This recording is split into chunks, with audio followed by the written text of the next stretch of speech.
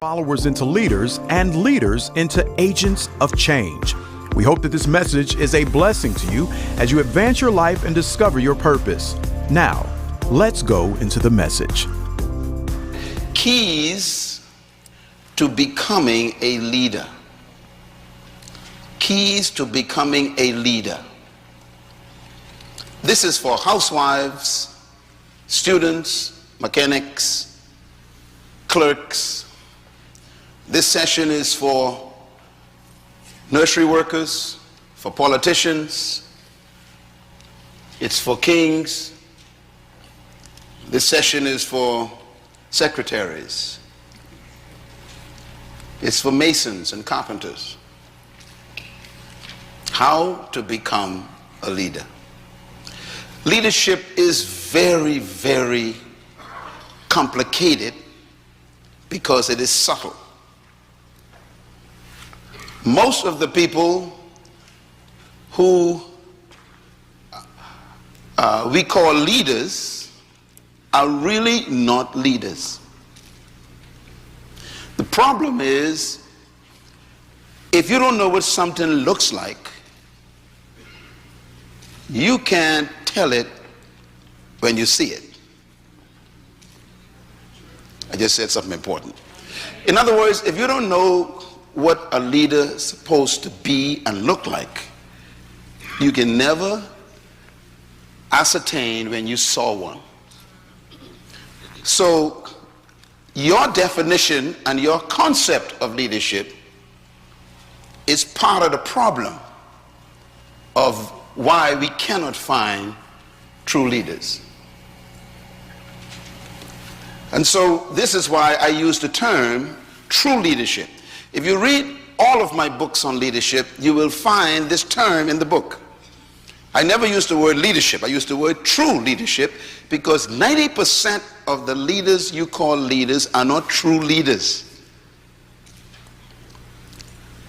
These are normally people who are professional manipulators.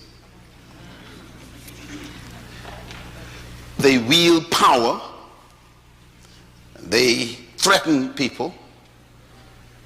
They have the element of force. They can force things that go their way. They have an oppressive spirit where they withhold from you in order to manipulate you things that you want. They have the capacity to tantalize your sheepish emotions with their words. Yeah. And you call them leaders. True leadership is usually completely opposite to each of those elements. And we're going to talk about that today. I want to begin with a few comments about leadership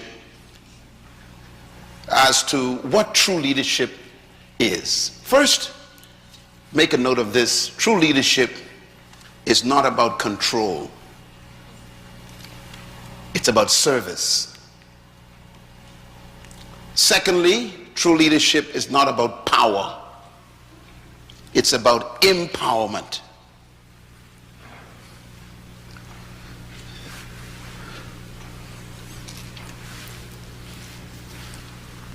Most followers would say about their leader, "That's a powerful person."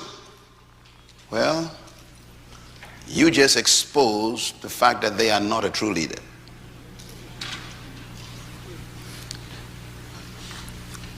A true leader will have followers who say the opposite. "That person empowered me." That's a true leader. "That person made me great." That's a true leader. But we normally say the opposite. "Oh, he's a powerful preacher." Well, did he make you one? Come on now. That's the question. Number three, leadership is not about manipulation, it's about inspiration. Inspiring people is the highest form of true leadership. True leaders don't manipulate. they inspire people. Number 4, leadership is really not about people. It's about purpose. I will explain all of these in this session. In other words, true leadership is not about trying to find people to follow you. True leadership is discovering a purpose that you commit to pursue. So leadership has more to do with you pursuing something than you pursuing people to follow you. True leaders, therefore, do not seek followers.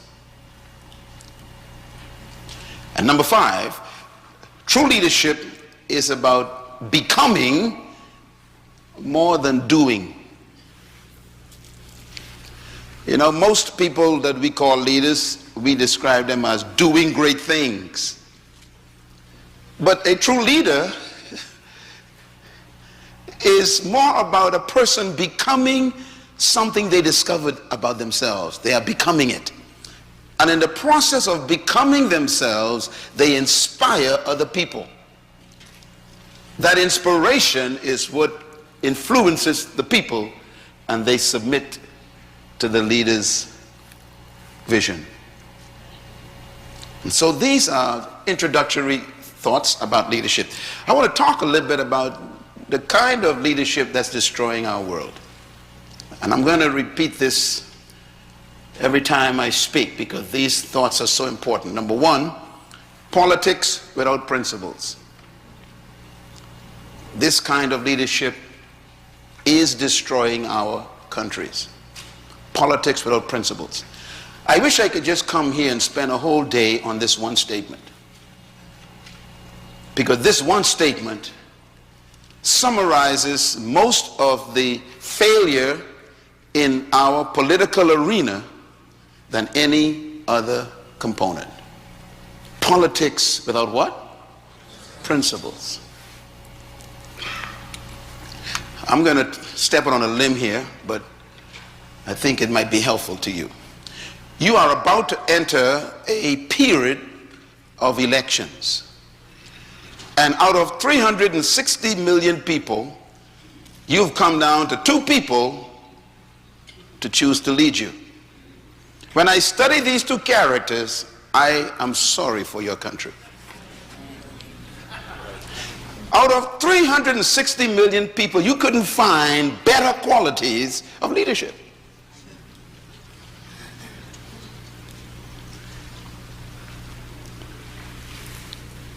One of my major concerns about the present leadership is this statement, number 1. That's your problem. Politics without principles. And this is what you have to deal with right now.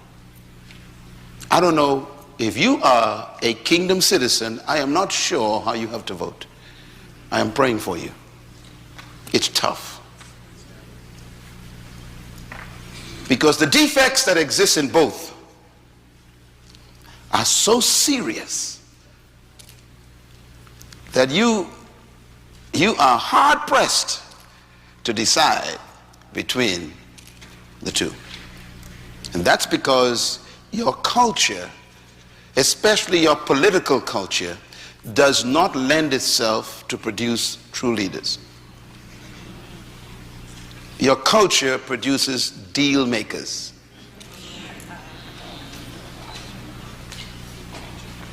So you will compromise your principles to please some people. That's what you produce. Leaders who compromise their personal principles to please groups of people. Therefore, you are no longer a leader. You are automatically being led.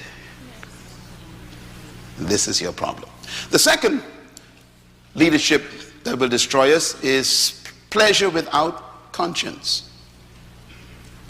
Third, wealth without work.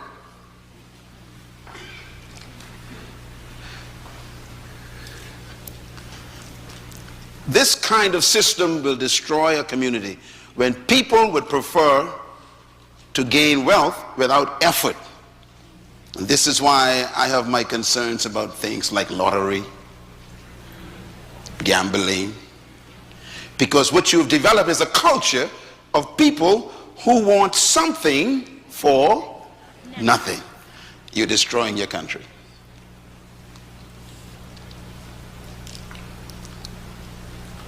The fourth component that would destroy a country is knowledge without and character, rather.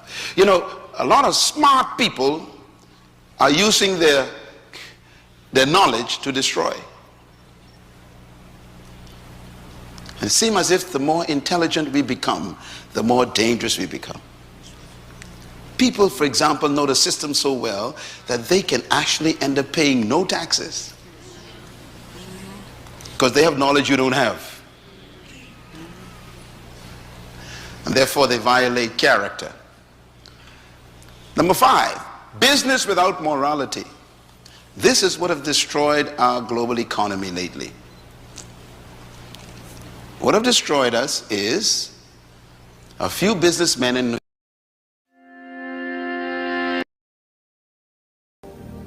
It is true that there are times God can be silent as far as revealing his will over your life and destiny is concerned.